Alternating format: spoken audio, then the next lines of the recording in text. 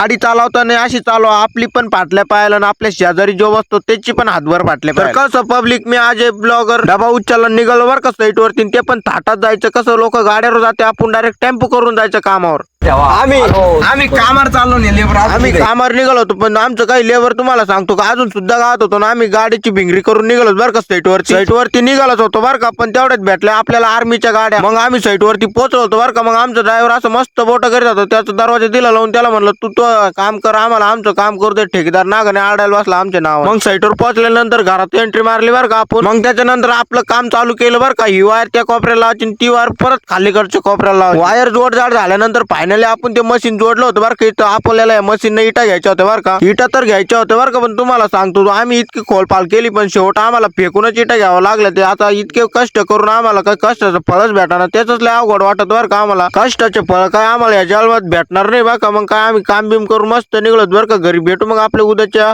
Blog मध्ये.